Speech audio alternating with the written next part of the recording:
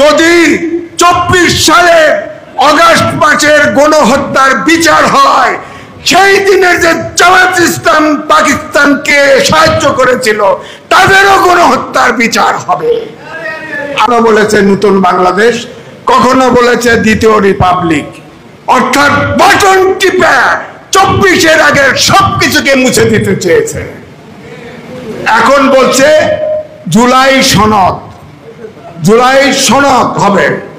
জুলাই সনদ তাহলে বাংলাদেশ 71 থেকে আর কি গেল?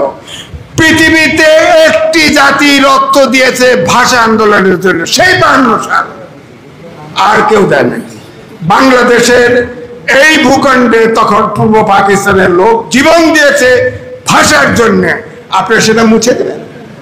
71 সালে যারা প্রকৃত মুক্তিযোদ্ধা ছিলেন, আপনারাই বলুন, 1 সেকেন্ডের জন্য আপনারা কেউ কল্পনা করেছেন কিনা আমি বেঁচে থাকবো?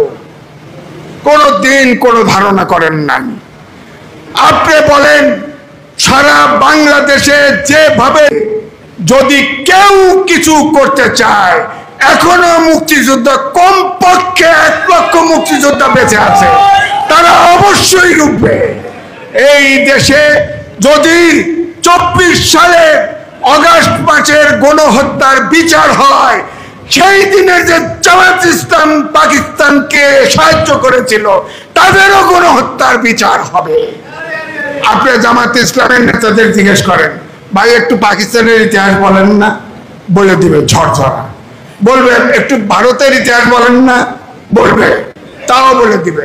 কিন্তু যদি বলেন ভাই 71-এর মুক্তিযুদ্ধের কথা বলেন তো একটু, বলে আমি জন্মগ্রহণ করি নাই, এটা আপনি পারেন।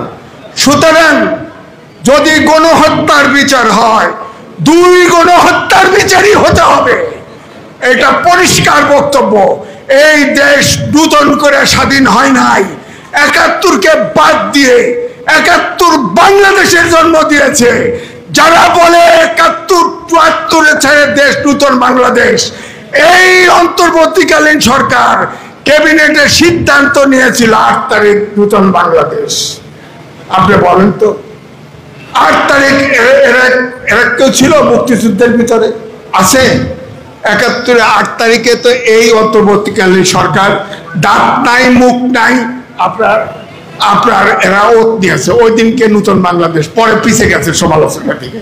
সুতরাং আমার বক্তব্য একটাই, যে আমরা যারা এই দেশ স্বাধীন করেছে, এই স্বাধীনতাকে এবং এই মুক্তিযুদ্ধকে কোন রাজনৈতিক হাতিয়ার হিসাবে ব্যবহার করা যাবে না। যেমন তেমনি কোন হত্যার বিচার হলে তাহলে 71-এর গণহত্যারও বিচার হতে হবে।